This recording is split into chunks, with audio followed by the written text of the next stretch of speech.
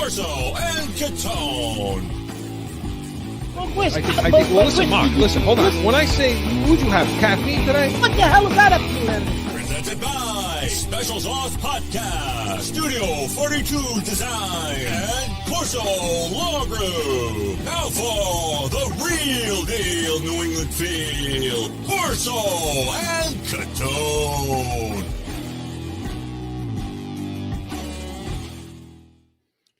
Welcome into Corso and Catone, the real deal New England feel. I'm Corso. Back with us after what seems like about 14 years is Catone. Joe is with us in the booth, and you're always with us on YouTube, iHeartRadio, Apple Podcast, or wherever you podcast. And listen, check us out on Twitter. Of course, our heated hotline, 855-313-PATS. Give us a call. Have a take. They've been great. So keep them coming, 855-313-7287. Got a good show, a little bit somber, got to go over in Weekly Rewind. What went wrong with the Celtics? We'll discuss it. And I know what went wrong. Catone's comment. Here he is, everyone. Catone's comments is back. is back. And we're going to hear from you in the heated hotline. And real deal, let's wrap up minicamp. So, gentlemen, Mark, Joe, even Joe, welcome back, guys. Welcome. I had a little adventure last week. Those of you on, listen on iHeart, you can't see that I got like a cast on my wrist. He's in a full body cast. Everybody on iHeart. Except for I fell off a ladder last week, Chris. Imagine she's got me painting. Me. Well, you're going to have to get what happened. Come on. Everybody wants to know what happened. I was painting columns outside my house, and instead of going and getting a larger ladder, I'm lazy. I'm leaning, this, that thing. Bends, tips, and please, it was a disaster. Mark lives at the Parthenon. I mean, he's got columns. It's I got columns. Oh yeah, right. I wish it was Caesar's, right? And then my leg got cut. I fractured my wrist. Yeah. Please, a disaster. But tell the people, okay, which rung of the ladder were you standing on? Just so, as a PSA, the top, the very top, the top. Yeah, because I was trying to reach. So the one where the step below it has that yellow caution thing that says "Do not stand on that top step." Yeah, maybe. You were maybe. On the ladder. Yeah. But you're okay then? You're all right? No, other than I'm good now. Shoot. Okay, all right. And Joe, how are we feeling back there? He's alive. I'm alive. We're all alive. Yeah, we're all alive. The only ones dead are the Celtics, which we're going to talk about right now. Are we ready for Weekly Rewind, gentlemen? Probably not. Well, let's get ready and let's get to it. Weekly Rewind is right now. Going back through the week. About a weekly rewind. So the Celtics dropped the series to the Golden State Warriors, and my God, the Warriors seem to put their foot on the gas starting in Game 4, and they never look back. Winning 3 straight to drop the Celtics in the first championship series we've been in about 12 years, something like that. Yeah, something like that. 12 years. So Celtics dropped, Mark. What went wrong? Well, let me just clarify for everyone. Before we get into the analysis of the series, I am going to say what went wrong. The reason the Celtics lost was because of the second part of this show, first half of this show, Corso. Christopher Corso is the reason the Celtics lost the championship. I don't even play basketball. Now, you might want to know why. Yeah, I want to know. I'm going to tell you why. You know why. So now he's going to try to cover for himself, No, I don't know why. Let me finish. So now, going back several years. I'm going to do the show alone from now on. Joe, he was struggling last week. He was struggling. Listen, so several years back, the Patriots were in the Super Bowl, and my father very innocently went and bought my son AFC Conference Champion T-shirts, right? And of course, let me finish. And of course, the Patriots lost the Super Bowl. So my son said, don't ever buy those ever again. Jinx, curse, Don't buy those. We're champion. We play for championships, not Eastern Conference titles. He said, in this case, it was AFC Championship. We don't play for those. We play for Super Bowls. Don't give me that crap. Okay, great, Mark. Never again did I ever buy my son. We never bought anything like that. So now this week, Christopher, great gesture, sends me his partner. Don't sound like you're too appreciative. My God, Joe. He sends his partner Eastern Conference champion T-shirt, an NBA Finals hat, right? Real nice gesture. Something you never do. My son walks in the house that day. He sees it on came in my room to ask me something. He sees it on my bed. He said, "Oh, what's this?" And he picks it up. By the way, you still haven't even said thank you. Well, I get to that in a minute. Well, I saved it for the show. That's why I didn't say thank you, because I wanted to surprise you. So now my son says, "What's this?" And I said, "Well, Uncle Chris sent it." He said, "What the hell's wrong with him?" He said, "What did he send us this for?" He said, "The Celtics are finished now. They lost." I said, "Yeah, you know what, Mark? You're right." This was after game 5, I think it was. No, game 4 maybe.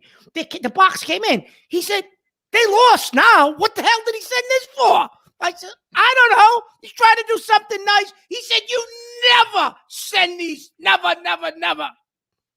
In a couple of weeks, we're going to be doing a superstition show. Well, there's a superstition. We're going to be doing a show that talks about sports superstitions and all of our stupidity that we have. Well, that's one of them my son has. Here's the thing. I don't have that superstition about that thing. If you did, and he did, he better be Mark. Listen, Junior. If you had that superstition, somebody got to let me know, because I don't have it. So because I don't have that superstition, how the hell does that apply in this situation? That would be the case if you got it from me, right? Not the other way around. Ooh, that's a good question. We got to bring up at Super. That's what I do for a living. We're going to bring that up. Yeah, but listen, you're the reason the Celtics lost. Yes, but hold on. I ordered it before the series began. Therefore, I ordered it 30. You know what? Here's the problem for this. Yeah, you know what? He may be right. But here's the problem. For me, the superstitions really it's really the Patriots for me. It's really no other sports. But now thinking back for a moment, you would have never done that for the Patriots. Never, ever. But here's the thing. Okay, here's the thing. After I ordered it, yep. Okay, 2 days later, I did actually start thinking about that, and I said, why? It's a nice hat, by the way. I love the hat. Well, that's all we got now, so I'll show you. But I said to myself, I would never really do this for the Patriots. What I just did here, what do I want a conference thing for? Who cares? And I don't know. It just got away from me because the euphoria of getting to the finals, I was like, this is awesome. I'm going to get Mark this. It'll be belated birthday gift. It was a nice gesture, right? So he texts me the other day, and he says, "Oh, by the way, did you get the stuff?" I don't answer him. I'm waiting. And I asked you about your arm. Hey, next time you get out of the ladder, I'm going to be below it. I'm going to kick the friggin' leg out from finish the job. Joe, because I'm waiting for the show. I was waiting for the show. I will say, I agree with your answer, counselor. I do agree with your answer. However, I'm still going to lose this trial. You to have done something like this. It is very unlike me. Well, you guys are all going to know how unlike that it is for me in a couple of weeks when we talk about the superstitions. And by the way, Joe, throw up the email too, because we want to hear from you about what your sports superstitions are. Start getting those in now so that we can talk about that. But you know what, Junior, you're right.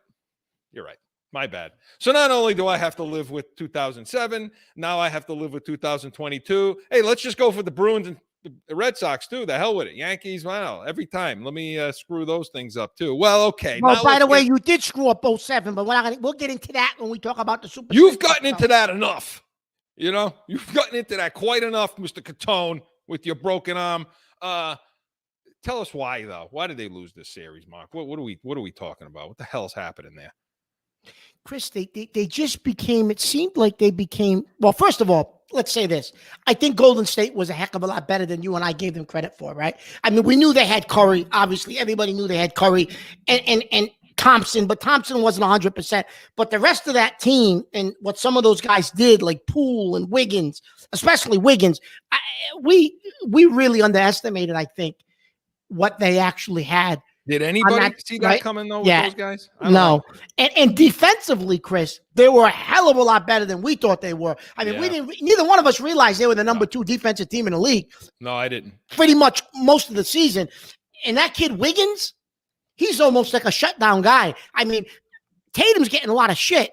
But let me tell you something, that kid Wiggins is a defensive player, boy. He was on him. He was inside his shirt every game. I mean, you got to give them a little bit of credit defensively. You can't just keep bashing, Brown and Tatum. And could they have played better? Absolutely. I mean, they just got too reliant, Chris, on the drive and dish. They did nothing else. Like the offense, got stagnant. That's the only thing they were doing. I'm glad you brought that up about their about their defense, because you're right. We never talked about that, about how good the Warriors defense actually is, and it showed up in this series. When you watch the other series against, Dallas, that's Doncic. I mean, the rest of that team, you can't even name anyone else on that team. Yeah. So I don't think they had a real huge test coming into this finals. Golden State. This was the first one they were going to have, and you're right. We didn't realize it. And guys like Poole, even Porter, Peyton, these guys coming off the bench completely outplayed our bench. I mean, flat out. And when we talked about this in October, November, we had this little talk about Golden State, because you had a feeling it would be Golden State in the finals. And I said, look, we're not playing as well as we could. Our talent shows. And you said the benches are just too completely different. Well, that changed for the Celtics in the second half, but not in this series. So, and I'm glad you also mentioned about Tatum. I didn't listen to anything the 2 days, day or two after everything, because I knew that all I would be hearing is how Tatum's not mentally tough enough. And I don't want to hear that. I really don't want to hear that. You got to give in this series. No, he wasn't ready. No, he wasn't ready for the stage. Okay. And what you talk about all the time about him, is he's not the alpha and so on. And maybe he will be. I don't know. He's 24, but their defense, man, stifling. It really was. I mean, those two guys couldn't get any space. And then they just turned back into what they were in November. No ball movement, guys sitting on the perimeter. Yep. Tatum and Brown trying to drive that lane and then not kicking not making or deciphering the play too late, And that's what you had here. And you're right. Guys stepped up for that team that we didn't expect to happen. But obviously turnovers, Mark. I mean, if you go to one stat and you can look, they had 12 turnovers in like the first 8 minutes of game 6. Game 6, Chris, Golden State had, I think, 20 points or so off of turnovers and another 20 points or so off of second chance points, offensive rebounds. So that's 40 points. I think they only scored 103, Chris. Right. So they scored at least 40 of those points off of offensive rebounds and turnovers. How are you going to win a game? You can't. No. And so we talked about it during the games. We said, this is all happening on the offensive side of the ball. Look, the Celtics. Listen, you hold Golden State to 103 points, Chris. You should beat them on average. On average, yeah. You and should the beat fact them. that because that's a team that can score 120 blinking. Yep. And get that done with their perimeter shooting. So, the defense was excellent. I thought the defense, even though he had I still think the defense was excellent on Curry. I've not seen a team be able to front him and stick on him the way they did. Have you season long? No. So I get it. He still had his, and he had that one game where he went off. He's a Hall of Fame player. He's gonna get his. There's nothing you can do about it. Right.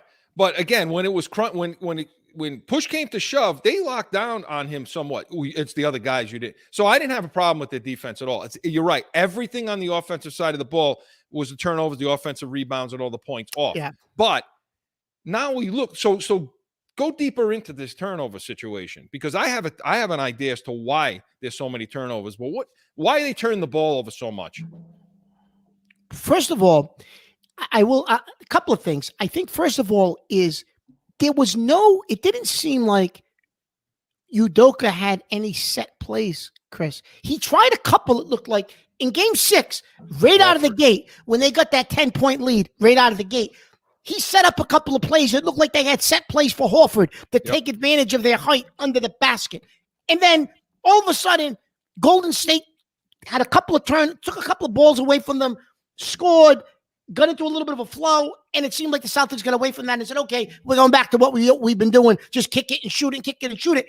Where I think they would have been able to handle the ball better if they had some set plays, key set plays that they went to. Because I think against that team, listen, I'm going to use an old adage, and I'm going to show my age from the old days of HBO boxing, and when they used to have real pay-per-view fights, the legendary fights like Hearns, Hagler. HBO boxing. Like remember, listen. Excellent reference. Remember Jim Lampley and the fight doctor, Bernie Pacheco, right? And what the hell was his name? Larry Merchant. The fight doctor. The fight doctor, Bernie Pacheco and Larry Merchant. Drooling those guys, on himself. But those guys used to say, Chris, styles make fights. Yeah. Right? And in this particular series, styles makes fights because Golden State had a style and the way they could play defense. It was just we didn't know it or realize it. It was a tough matchup for the Celtics. Yeah. Because they had those wing guys that can fly off the ball and make steals. They were quick with their hands. They could fill gaps. I don't think we realized that they could do that. So when styles make fights, this was a team that was built to really play against the Celtics dish type of drive and dish offense. The big to me, and to piggyback off that, the issue we didn't understand and what the Celtics hadn't encountered up to this point, at least in the playoffs, was a perimeter team like this, a team that had guys outside the paint that could guard and defend starting high. Yeah. The whole Marcus Smart, you saw it in that huddle in game 1 or 2 or whatever it was. Give those guys the instructions. They start high on Curry, get up high on him, and then drop to the paint. Well, they did the same thing. You saw Golden State, their perimeter defense starting up high was excellent, fantastic. Yeah. And that's where it began. So the ball movement and the spacing wasn't there to begin with. And now you're left with Tatum and Brown driving the lane, the double coming, them not recognizing the open man soon enough, and then they get bogged down in there, and the ball movement died too. And to me, what it exposed the most, Mark, is the ball handling issues the Celtics have. Okay, that's what that type of defense and that perimeter situation there exposed. They don't have a guy. Brown is atrocious handling the ball. I mean, he was awful in this series. And Tatum wasn't a hell of a lot better when he got into traffic. Those guys need to play in space. What you're missing is a guard that can handle the ball in those circumstances, that can beat somebody, face him, front him, get up on him, and still be able to move that ball and create the ball movement. And they don't have it. Now, Marcus Smart, White wasn't good enough. I think, Chris, that we forgot I haven't about heard that, Mark. No, but I think we forgot about that. You and I brought that up earlier in the year. And then they went on that streak, and Smart was playing better. And we forgot about, you need someone that can really be a ball handler and handle the ball. We forgot about that because they went on this streak. And the teams they played in the Eastern Conference, to your point, what you just said, Chris, didn't have the personnel to do what Golden State just did to them. So it really didn't show itself. Maybe a little bit in the Miami series, maybe. But that absolutely was a glaring, huge. I was listening to these people the last couple of days say, don't blame Marcus Smart. Smart played great from January on. Yeah, he did. But in a series where you needed a ball handler, like you just said, Chris, that's not him. And White was worse. Well, White, I think, listen, they knew that was an issue, Chris. Why do you think they went and traded for White, right? At the trade deadline, they weren't stupid. Brad Stevens and Adoko knew we need a ball handler. They brought in White. They thought he could do that off the bench. And he did well for the season. But he was atrocious in those last couple of games. Atrocious. No, because you hadn't placed the number 2 defense, and especially up on the perimeter, to do that stuff to you, and it was exposed. So now, we'll talk in a second about, where they go, because you're going to bang that drum again that you've been banging for a year and a half. And now you have the absolute evidence to show that a guy like Beal needs to be here.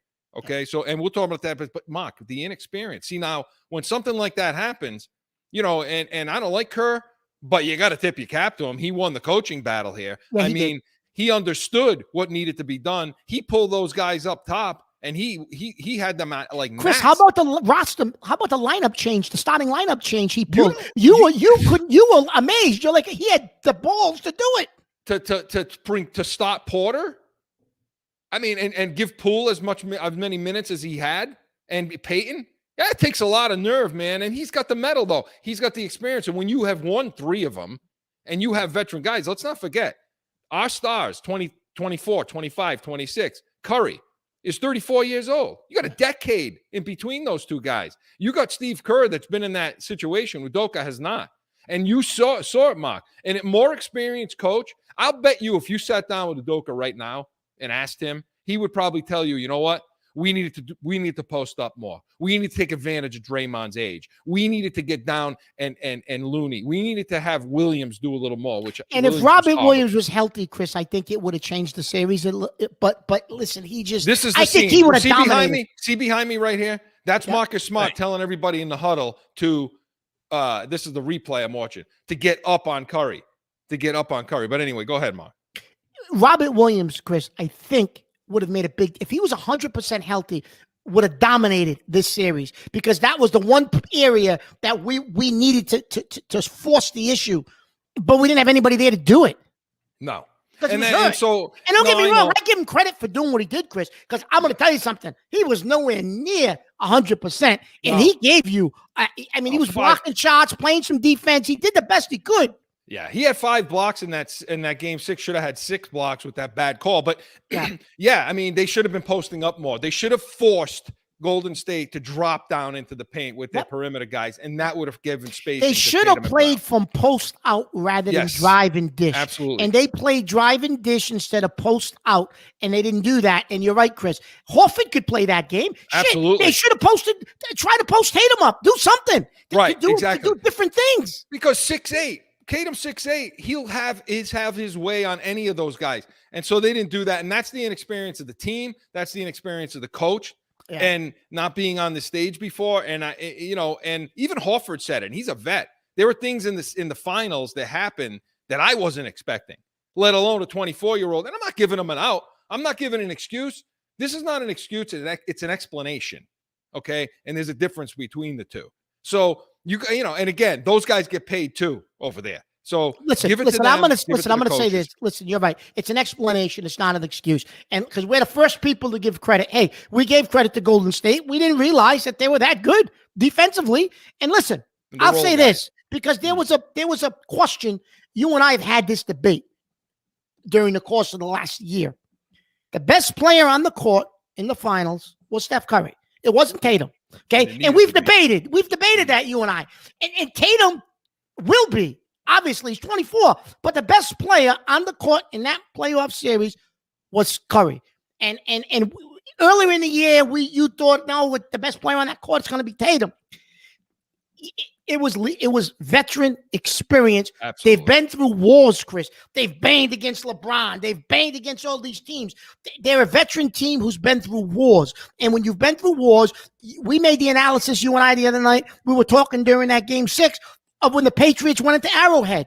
Yeah. Listen, they had no business that year going into Arrowhead and winning that game in the AFC Championship. That was championship medal. That was experience. That was they've been through, that team had been through wars, that Patriot team, and there was no way they weren't coming out of there with a win. Because KC was a better team. KC was I think overall they were probably a better team. They absolutely were. Minus the quarterback. But the Patriots had that championship medal. Yeah. And that's what Golden State has. And the other part of the inexperience, too, is, all season this was a problem, and they kind of tempered it, but the begging for calls. Yeah. When things weren't going right and the inexperience was showing, you saw the Celtics, and it's an ugly look. The begging for calls, especially with second-tier guys like Grant Williams, who really pissed me off. Grant Williams, what happened to him? He disappeared. He drank his Kool-Aid. He started to think more of him than he really is. When in those couple of series where he was hitting shot after shot after shot, especially in the Milwaukee series. So, it's the inexperience. It's so on. And So where do we go from here, Chris? Well, I think bang your drum again. Bang it. Because it's what we need. We need a ball handler. Who are we going to have? Who are we going to get? Who fits perfect? Listen, I've been telling you about. I've been screaming for Beal for a year and a half. The only issue with Beal, and I looked at this last night. I don't know how much the Celtics are willing to go over the cap and pay the penalty, right? Because to bring him in, it's going to blow you. It's going to blow you way out, which is okay. Teams do it all the time. Unless you do something with like maybe Horford. You're gonna have to get creative. You're gonna have to get creative with some of your roster moves. May have to dump some salary, and then if you bring in a guy like that, listen. Yeah. The Celtics management has always said we have no problem blowing through the salary cap and paying the luxury money if we think we're a player away from winning a ring. We're not going to do it to not win it, and I think they showed this year they're one player away. You bring Beal in, Chris, and I think they win the championship without question. Listen, based on what we just witnessed. They're that close. Yeah. Let's bring it home because with that guy, they don't lose that series. No, absolutely not. They don't lose that series. Absolutely not. So we got all the reasons and explanations as to why it was their fault and not mine. Okay? Their fault. Well, I didn't let you off the hook that easy. So Weekly Rewind was presented by Special Sauce Podcast. What's your special sauce? SpecialSaucePodcast.com. Wait a minute. Overall, though, it was a good season, right? Yeah. Right? You gotta say it was a success. Yeah, I mean, people are saying, "Well, they choked." No, listen, it was a successful year. It was, and we're gonna do a wrap up a little bit next week. But yeah, I mean, you got to be happy. We wanted to break it down this week, the series, but next week we're going to talk a little bit about more of where they go and wrap up. But yeah, absolutely a successful season. Hey, it's back. Catone's Comments is next.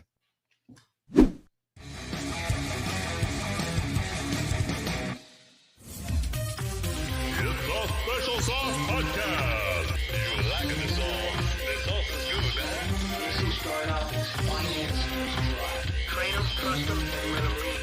With your host, Marcus Aurelius.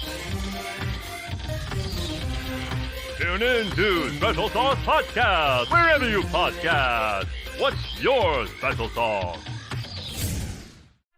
Time for Catone's Comments.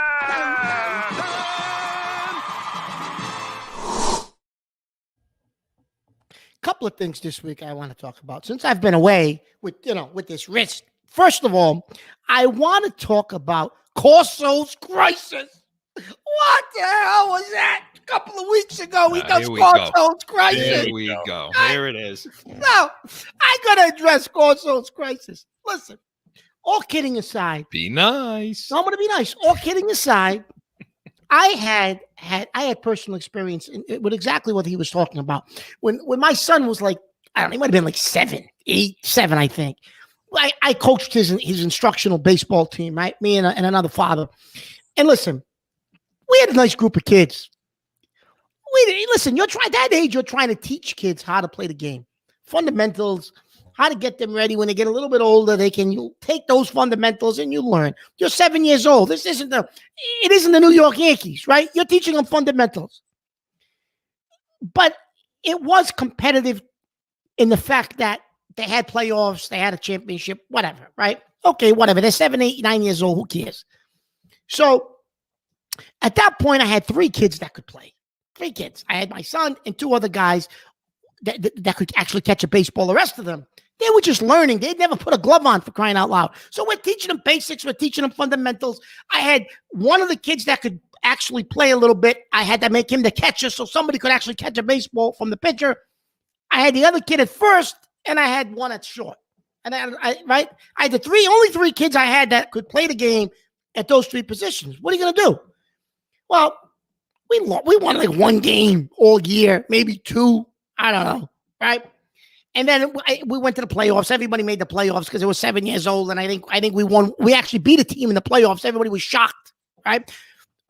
Anyways, actually, no, I'm sorry. We didn't win a game all year. We went 0 for the season, but we won a playoff game because they learned fundamentals. But anyways, there was a mother who was on us. Coach, listen, if you saw what I did with that team, it was a miracle. And we won a playoff game. And in the semifinals, we had a lead in the 4th inning against a team that won it. We had no business being in it. But anyways, there was a mother all year who just chirped and chirped. Now, my wife's sitting there, and she's listening to it and listening to it. Doesn't say a word. Finally, we're in the playoff game. Now, we're winning. We won the game. And she's swearing, these effing coaches, they suck. They don't know what they're doing. Right? So my wife finally turns around and says, oh, first of all, these kids are 7 years old. Second of all, that's my husband. I don't appreciate you swearing about him. I mean, they're kids. They're 7 years old. He's trying to teach them. He sucks. He doesn't know what he's doing. Okay. You know what? And she even said at the end of the game, she even said something to me because her son was in right field. And she was pissed off because she wanted the kid playing a different position. She wanted him pitching. She wanted him doing all this stuff. He was a little bigger than the rest of the kids, but Jesus Christ, the kid couldn't hit a beach ball. You want me to say it? The kid couldn't hit a beach ball. But I put up with this crazy parent all year. Just to piggyback what you're saying, Chris, it's insanity. It's pure insanity. What you're dealing with in youth athletics and these parents and they all think their kids are going to be Major League Baseball players and make millions of dollars and it's going to be their gravy train. Are you kidding me? Listen, let these kids go have fun, learn the game, make some friends, make some friendships. They'll have an experience that they'll never forget as they get older. But Jesus Christ, lay off the pressure on the kid. Lay off the pressure on the coaches who are volunteering to teach your kid how to play a particular sport. Come on, you know what I mean? It's ridiculous. Last thing this week I want to touch on, because the U.S. Open golf tournament is going on, and they've had this whole big thing about, these golfers going to that live tour out in Saudi Arabia, right? And this idiot, Phil Mickelson, and let me tell you something, he's a complete idiot. Okay, so he's trying to say, well, this is the good thing for my family. It's not as much time invested. You're only going to play so many rounds. I understand people, but this is my personal for my family. And all these other golfers are saying the same crap, right? Listen, say what it is. Say what it is. You sold your soul. You sold your soul for guaranteed money to those people out there, that government, the Saudi Arabian government, who everybody knows was involved, if not directly, indirectly funding 9/11. So that's blood money that you're going to make from these people in Saudi Arabia. They ought to be ashamed of themselves because Phil Mickelson got $200 million guaranteed. Tell everybody that's why you're there, Phil. Don't say, oh, it's a convenient schedule. Listen, cut the crap. Tell everybody you're greedy, you're money hungry, you want the $200 million and end it. Don't come up with some bullshit story about why you're out in Saudi Arabia taking blood money from those people. You ought to be ashamed of yourself. Every single one of those golfers ought to be ashamed of themselves. And then they want to compare these people on TV and these radio stations, these so-called experts we don't want to hear that. It's no different than free agency. That's bullshit. It is different than free agency. Free agents aren't going to work for a government with blood money who killed Americans and kill people and berate women and torment and rape women. So there's no comparison between free agency and the government that these golfers are going to now play for because they're paying them all this goddamn money. If Aaron Judge goes and plays for the San Francisco Giants next year for $350 million, there's nothing wrong with that. He's not going to work for a regime that kills people. So please don't compare it to free agency because it's not free agency. It's a disgrace what those people are doing. It's a disgrace. And that's just my personal opinion. And that's the bottom line. Yeah, Mark, be careful of that arm, will you please? You keep flailing it all around over there. You looks like you're going to smash it on something. No, it's stable, though. You can't move. I'm glad that let me just back up for 1 second, okay? I'm glad that you used the word piggyback, okay? You said I'm piggybacking off. Hey, Joe, when somebody's nervous, he's looking in his rearview mirror, isn't he? He's looking in the rearview mirror. He heard Corso's crisis, and now he's saying, hey, here he comes. Here he comes. Nah, Mark, listen, you're right. You're 1,000% right. That's why I brought it up, and I knew when you came back you would agree about the parents and about the ridiculousness of youth sports and how these parents are just absurd. It's crazy. They're just absurd. And then to the second half of that, Mark, yeah, I mean, there's not a hell of a lot more I can say about that than what you already said. I thought that's what he was going to go into. Is that's how he got the cast on his arm. Took that mother. Yeah, the last thing. One thing I do want to point out about the that story you told about coaching the baseball and your wife coming to bat for you in the stands. I'm glad to hear that, because up until now I just figured. Let me tell you why. I get the call last week while they're on their way to the hospital. Okay. And so his wife. By the way, Joe, it's about 40 minutes before the show's supposed to stop. Yeah, by the way, yeah, that's how Christmas crisis kind of came about. Right, it was, yeah. And so now, listen, Corso's crisis was like that was the crisis. That was the panic right there. Not having my partner. So I get the call, and I get his wife on the phone. Immediately starts yelling. Yeah, I said, what's going on? She says, "Oh, he's a pain in the ass. He fell off the ladder, the moron." She says, "He's such a pain in my ass," and on and on. And I said, "Hey, how's the guy with the broken arm doing?" That's the guy. So I'm glad to hear that you get some support sometimes, Mark. So thank you. Yeah. Well, good stuff. Welcome back. By the way, I fell off the ladder. You think my neighbor would have helped me up? No. Why should he? You pushed him down in the snow and laughed at him. Oh, wait till you see what I do to her next winter now. This is like one of those movies. Put a video camera up for that. Well, that's what my son said. My son said we got to get one of those. We should have had one of those video doorbells so we could have saw the floor. You tell your son I'm coming for him for blaming me. I'm coming. So Uncle's coming. Mark, welcome back. Catone's Comments was presented by Studio 42 Designs. And listen, we want to hear from one of you in Heated Hotline right now. And it's the same from last week, because I know Mark has some things to talk about when it comes to the Bruins. So, Joe, we ready? Yeah. Heated Hotline.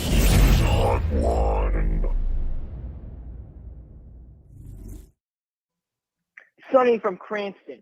Yeah, I'm not sure I understand why the Bruins fired Cassidy. It should be Sweeney that's fired. He's the one who keeps making all the crappy picks, and so now they want to trade Pastrnak and get a top 5 pick, which is useless because that moron Sweeney is making the pick. They need to get their heads out of their asses and clean house. Right, guys? It's Sonny once again this week. Thank you for the call, Sonny in Cranston. Excellent call. Mark, I gave my take nauseum last week, as you pointed out. So how do you respond to that? I 100% agree with the caller. That's a great call. Listen, what do they think a coach? Well, I'll get into the coaching in a little bit, but what do they think management is going to do with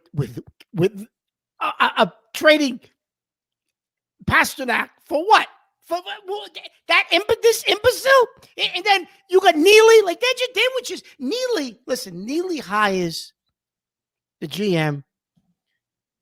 This firing of Cassidy was orchestrated by Neely because it's going to save Neely's ass. What's Neely going to say? Yeah, the general manager's going to go. The coach is going to go. I hired them both, but I'm going to stay. Yeah, it would have been better if they got rid of everyone. They should have got rid of everybody. The caller's 100% right.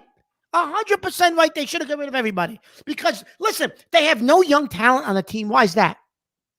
Because they can't draft. You brought up, Chris, several months ago, the amount of talent in the Hockey East. Ooh. All you're going to do is just look at Hockey East and draft all those guys. It's not that difficult. You're not going to look anywhere else but your backyard. Yeah. The whole conference has got NHL players in it. And you got no young talent on this team. Look at Colorado. Look at the kid, the defenseman. What was he? He was like, he's one of the best players in the league. Young kid, played at UMass Boston. He played in Boston. I think he played at UMass. I know a guy on Colorado, Andrew Burkowski, the game winner the other night. Yeah, okay. He says it too. They're loaded. They're loaded with young talent. That dude's playing with a broken ankle. Okay, that dude's playing with it like. Well, hockey guy's got a different mentality, right? But go ahead, but Cassidy, listen, I told you, Chris, during the playoff series against Carolina that Cassidy can't make in-game adjustments, right? He waits until after the game and he makes an adjustment. But on the fly, Cassidy couldn't make adjustments, in my opinion. And if he did, they were very minimal and they didn't affect the game. Okay. And as a head coach in hockey, you got to be able to make in-game adjustments. And he couldn't. However, to make him the scapegoat, absolutely not. Absolutely not. When you looked at the talent on the back end, those back end lines, whose fault is that? It's not Cassidy didn't bring those guys in. Yeah, I agree. He's not the reason. That's a bunch of bullshit. You got rid of him and you kept the other guys? You didn't like the message. Oh, you don't like the message because he's hard on the players. He's tough on the players. DeBrusque, the writing was on the wall. When they gave DeBrusque a contract, you kind of saw was on the wall. Yeah, what was going to happen there. And you brought that up when we discussed it a couple months back. But yeah, Mark, he was for sure the scapegoat. They didn't like, and about 30 seconds later, he's the Vegas coach. Yeah, that didn't last. He didn't stay on the market too long, did he? No. And so, and what I loved, it was the first time I heard somebody really press a GM or a coach in a press conference, and they let him have it. They asked Sweeney, why him and why not you? Yeah, well, I forget what did Sweeney say. He bumbled and stumbled, and the message and the message and the message. Oh, and the Jacobs family, they're very involved. They're not involved. You got 6 kids over there living all over the world. They don't give a shit. They're listening to Neely. What do you think? Neely's going to get rid of his line mate, his teammate from the 80s? He can't. That's not going to happen. Because then Listen, he's got to go. The lack of talent on that roster. Who do you blame for that? Has to be the guy putting the roster together. It has to be. I mean, what are you going to do? No coach is going to fix the lack of talent on that roster, Chris. No one. And now, look, now you've got Witcher-Colt's out, right, to start the season. Marchand's out. McAvoy's out. You don't know if Bergeron's going to retire. Well, right. What the hell kind of a team are they going to have next year? You're bringing in a new coach to do what? Just do a complete rebuild? Because you're not going to make the playoffs. And looking at the prospects, there are 2 guys they have it narrowed down to, and I think one really. The guy Quinn that coached the Rangers, right? Yeah, Dave Quinn and Jay Leach. Leach is the assistant in Seattle, right? Yeah, and Leach used to coach the P Bruins over in your neck of the woods. He should get the job, I'm thinking. Well, I think it's going to be Quinn. And you do? Okay. I do. I think it's going to be Quinn. He's from Rhode Island. He's a local guy. Here's the problem. He's from Rhode Island. He's from Rhode Island. His he's been with the Rangers now. This is the issue I have with this guy. He's not that I have this issue, but he's a positive guy. He's a player's kind of coach, that kind of dude, which is fine for a veteran team. But you better hope number 37 comes back to control things on the ice. But he coached them from 17 to 21, the New York Rangers. Okay, he was 96.8. He had a 52% winning percentage. Okay, one playoff where they got dusted by Toronto. And that was, that may have been in the bubble. So he wasn't good. He wasn't good as a head coach. Then he has some experience coaching our guys. He coached McAvoy, Grzelcyk at Boston University for a while, but even there, he didn't win. He didn't win. And then he coached the U.S. team, which they had a 5th place finish in the World Cup or whatever they play. So the point I'm making is is he really the guy? Well, the Rangers went further this year. Right. And as soon as the other dude took over, they made the conference finals. Right. So, and they had a 2-0 lead against Tampa. Right. And they blew That's why I root for Colorado so hard, because I can't stand Tampa. And again, I get somebody I know on the team. Yeah. The hell with Tampa. But so, Mark, I don't know. I kind of like Leach a little better. No, he has a little more success. No, I think, I would give the kid Leach a chance. I mean, Quinn, his track record shows you he can't win. Well, he's not going to win. Okay, he's 500, a little above 500. Okay, big deal. And if you're going to bring in if you're going to have to do a total rebuild and bring in young guys, I think Leach would probably fit that format better, than a guy like Quinn. A guy like Quinn, okay, you want to bring in a player's coach for what purpose? You're getting rid of the veterans. The veteran's going to go. If you're going to do a rebuild, well, if Bergeron retires, okay, so how much longer are you going to have guys like Marchand? They're not going to be here much longer. So you're going to have to, guys like McAvoy and these other younger guys are the guys you're going to have to build with. Absolutely. And so we'll see. Tune in, because we're gonna follow this throughout the whole summer in the offseason and see what they do, see what Bergeron does, see what they do in free agent, how they're going to Band-Aid this team until some of those guys come back, and who's going to be standing behind the bench for them. So, Heated Hotline was presented by Corso Law Group, Arizona's leading criminal and traffic law firm. CorsoLawGroup.com. Allow us to be your voice. Hey, coming up, the same question I asked last week, and I ask it of Mark now. Bill, why can't we call the plays? Why can't we call the plays? That's what's real, and that's next.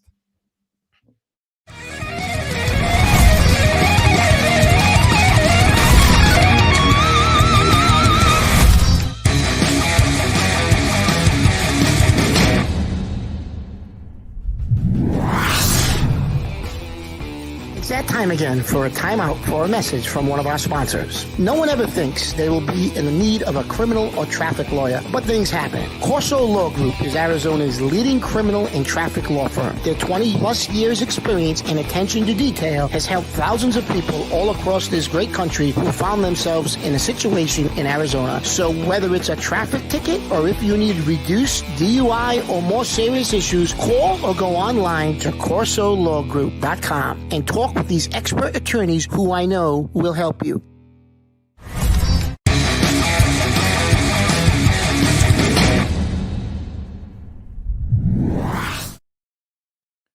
Back in with more Corso and Catone, the real deal, New England feel. And Joe, did we lose Mark again? We did, but I thought you were coming out with a a real deal take.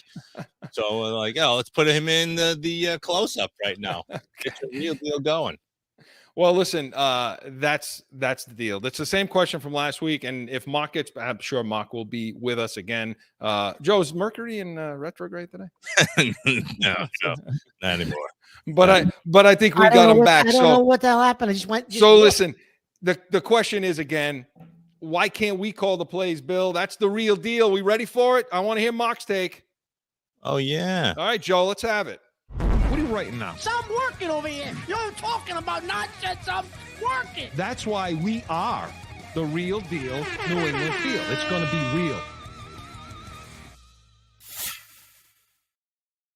So the Patriots wrapped up their mini camp last week. They canceled this week's.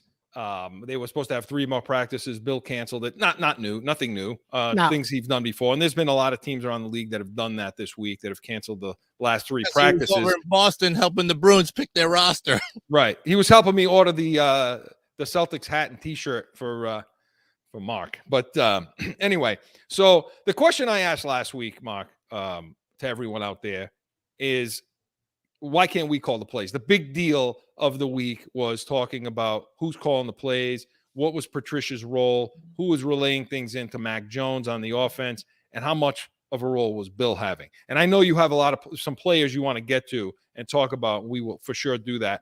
But right there, Mark, what's going to be the situation? How concerned should we be?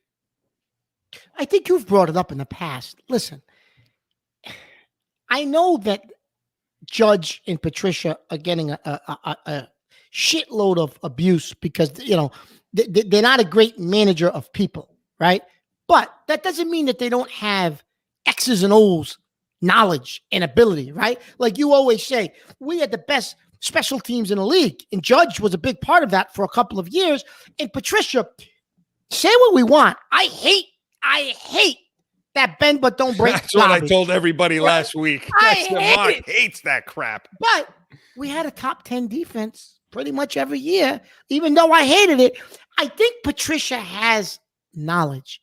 And if you're not the face and you're a little bit more in the background and you're not the manager of the men, Belichick is the manager of the men. If he's going to have that much of a heavy hand and you've got Patricia calling plays for you, listen, I think that could work. I mean, I'm not blowing that up to make it as big of an issue as all these other people are. The bottom line is this. In the NFL, you win with talent.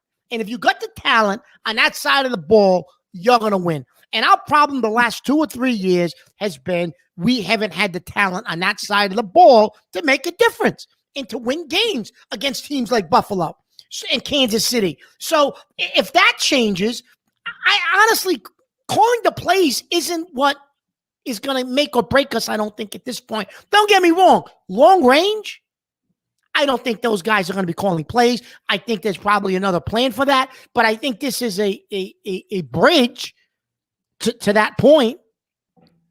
The only pushback you'll get on this, okay, and you hear it, and me a little bit, is I agree with you in game prep, week prep for a game planning. Bill's clearly going to be a major part of the offense. Which, hey, listen, he's the best coach in the building, Bill Belichick. So I would assume that whatever side of the ball, or whatever he focuses his attention on, should get better. I would hope and imagine that's happening. Yeah. When did we ever say, they lost this game because of the assistant coach? However, we have said many times the play calling sucked today. The play calling wasn't good. Listen, I don't necessarily know, Chris, the last 2 years, if I've been that impressed with McDaniel. No, I'm with you. But the point I'm making is we've attributed some issues, some losses, some potential breakdowns late in the game management with play calling. We've attributed some of that to the assistant coach. Mm-hmm. Not only that, what we're talking about with Patricia with defense, I don't know how much experience he actually has on the offensive side of the ball. And that's one of the issues too. So he and Judge are learning that as well. And you're trying to do that with a professional unit right now that have added a lot of good parts to that offense. And you're going to talk about that in a second. And so that's the concern. It isn't so much do they know football, is do they know offense? And is there going to be a breakdown during the game? Because Belichick, he can't call the plays. I mean, if he calls the plays or he's too in deep there, you're going to have a loss of game management now. You're going to have something that's missing on timeouts, situational football, which is what they do. Yeah. It's situational football. And on top of that, is Mayo and Belichick number 2 ready to be able to take those? Listen, I think Mayo could, but I don't think he can give him the reins over his son. Right. So that's a lot to see coming up. And that's a lot to take out of minicamp and blow up. I mean, a lot of that has to do with these guys have nothing to talk about. Of course, it's a quiet time, so you're gonna come up with something, right? Right. So, but take a look. What did you see on the field? So, a couple of things, Chris. A couple of things I wanted to run by you, and I think you hear it, but I don't think the casual fan necessarily understands it, right? So, I want you to expound on it a little bit for us. So, 2 things. First of all, Tyron Thornton, the second round draft pick, the wide receiver. So one of the things, obviously he's got speed. His speed is real. It's not just, he flashes. No, he's got real speed on the field, game speed. It's game speed, right? And I think you kind of got a glimpse of that. That is game speed, right? Which is something we haven't had here in quite a long time. But anyways, we kind of asked during, they do the interviews during these mini camps and these mandatory camps. And he said one of the things he's really working on off the breaks and working on in his routes is his arms. And what is that? Why is that important for a receiver? What does that mean? That he's working on his arm movement and his arms and his breaks and what does that mean? Well, a couple of things. Starting off from when they break the huddle and he gets lined up. You're hand fighting and you're positioning your hands off the ball. You see a lot of receivers now, they take their hands and they put them on their hips like this. Yeah, okay. You see all the kids do it too, except they don't know why they're doing it. It's a way to get your hands up and where you need them to be quicker, okay? Versus dangling down in front of you. What I've always learned is if you're a guy that takes a half a beat to bring your hands up to start playing, start there. Begin there. Don't begin with them down if you're a guy that plays with them up. Okay. So that's first of all, his hand movement, his hand positioning, and fighting off the ball. Then a lot of what they're talking about with arm movement and hand movement is when you show a great receiver, and everybody out there, go look this season and watch these good receivers, Devontae Adams and people like that. They don't show their hands to the point of the catch until the very last second. And that's tough on a defensive back because a lot of time D-backs are in kind of that trail position where they're playing a little window and they're looking for your hands. They're looking for eye movement, arm movement. And the way he made it a point to say he was working on his arm movement. Yeah, and the way you come out of breaks and how you use your arms, it's a big machine. It all works together, your whole body. And when you're moving with skill positions, it all works together. So you're coming out of breaks, when you're coming down, dropping the ass, turning back to the quarterback, where your arms are and how quickly they can come up to the ball matters. And that's, to me, what he's talking about. I didn't talk to him, but I think that's what he's because probably people are referring throwing that out there, and I'm like, okay, so what does that actually mean for a receiver, right? Yeah. And you know, we're the real deal, so we're going to tell you what that means, because these other shows they say, oh yeah, he's right, but what does that actually mean? They don't even know what it means. You know what I mean? That to me is what it is, and that's why I think that's why I think OTAs and mini camps are really for the benefit of the offensive side of the ball. Yeah. But yeah, Mark, he's blown by our defensive backs. Oh yeah. I mean, he's and his hands are real strong. I put a lot of value in that. Yeah. And the other thing, Chris, they said that they've been doing a lot more of is, which I think needs a little bit of explanation, is the zone scheme, right? A lot of zone scheming and running the ball, and they've really simplified, I think, the passing attack, Chris, where they're saying it's going to be a lot less of the read on the go, and it's going to be more of slant and position and crossing, but it's not going to be as much as that. Okay, here's the break, read it, and you're going to make your decision. I think he's trying to simplify that as well. So those two things, Chris, the zone, the more zone scheme. You're talking about the running game, the zone running blocking. game, the zone blocking, and in the passing game, the simplifying of what they do in the passing game. Yeah, I think with the running game, the zone blocking scheme, you're basically running to an area, okay? And when you see this when you have athletic offensive linemen, strange, which is, and by the way, he's looked good. He's looked good in the sense of his attitude. He's nasty. What you want in a guard? He seems nasty. He seems aggressive. He's getting in fights even with the offensive players. He's getting into pushing contests, and Belichick loves that crap, and so do we. So he's showing already. We always like the player. We didn't like where they picked him. So with the zone blocking, yeah, they're basically letting people go on an end of a defensive side of the ball. They're basically saying, we don't worry about blocking out there. It's not hat on hat on hat on hat. When you have athletic linemen, which is traditionally what we've done. Right, and you can pull center, you can pull the guards, you can pull two guards. I don't know about the tackles, but with us, those fat asses. But when you have athletic guards like that, you want to block to a zone, and you want to. It's numbers. It's numbers. It's a numbers game. We got more than you have in this area, and we're going to let that side go, and we're going to zone block to this area, and we're going to put all our guys in this particular spot, and we're going to let the running back find the seam. Which is kind of what a lot of those West Coast teams used to do. You saw right, Pittsburgh do it with Le'Veon Bell. Remember how Le'Veon Bell used to kind of stand there? Yes. When he'd get the ball and kind of wait? Yep. That's what you're looking at. That sort of thing. Okay. And with the passing game, I think they're trying to – it's always been a real complicated – anybody who's ever come through the system, Reggie Wayne at his end, Joey Galloway, good receivers that understood, couldn't handle it. There's so many route combinations. You talk to Julian – listen to Julian Edelman. Go Google it, YouTube, whatever. Find some of what he talks about with the passing scheme in New England. It's complicated, especially when you play inside. Not so much on the outside, but the inside. So many different route combinations, read routes, all that kind of stuff. And that's fine when you have TB over there, quarterback. But when you have a young quarterback, now you have to be more specific and say, okay, let's simplify it. The routes are the routes. There's not as many combination or options. That's really what I think you're going to see with them. And that may be better, Mark. Yeah, I think it will be. And Devontae Parker, Chris, he's legitimate. Listen, I know people were like, he didn't do. Listen, he didn't have much in Miami to play with him. No. I think this kid's going to be legit, Chris. The kid. No, I'd like to pick up. This kid's going to be legit. He's going to put up big numbers here, I believe.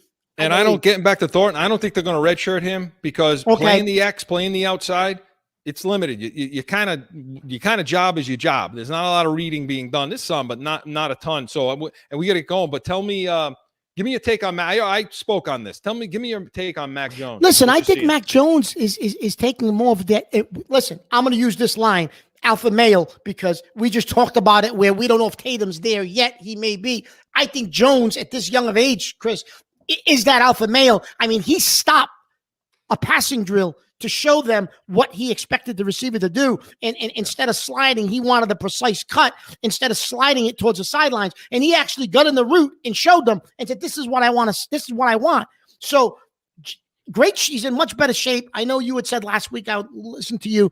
You said you wanted him to get a little more muscular and bigger. but he's definitely in better shape. And I think the work he did with Tom House, Chris, for his arm strength, some of those passes similar to the Micah Hyde pass that Micah Hyde picked off against Buffalo, he threw a couple of those. I know it's minicamp, but he threw a couple of those types of balls in minicamp on a dime. He could make those throws last year. Yeah, you get more on offense out of minicamp than you do on defense. Yeah. Two things to look at, two guys to look at, pay attention to, the two big goofs on the ends. We may have a problem at tackle, Brown and Wynn. So let's pay close attention to that, and we'll be talking about this all summer leading up to training camp. Real Deal was presented by Special Sauce Podcast. What's your special sauce? SpecialSaucePodcast.com. Guys, flew by. Mark, it's great to have you back. Joe, you as well. Good to have you back, and thank you all for joining us. Get online all week long. All our shows are up for you to watch, listen to. We want to hear your superstitions. Email us. Let us know what all your sports superstitions are. And, hey, come back next week, 7 p.m. Eastern. We're going to be talking Yankees, Red Sox again, and we'll wrap up the Celtics season and where they go from there. And, look, anything you bring to the table, we'll be ready for it. We're Corso and Catone, the Real Deal, New England Feel. See you next Saturday.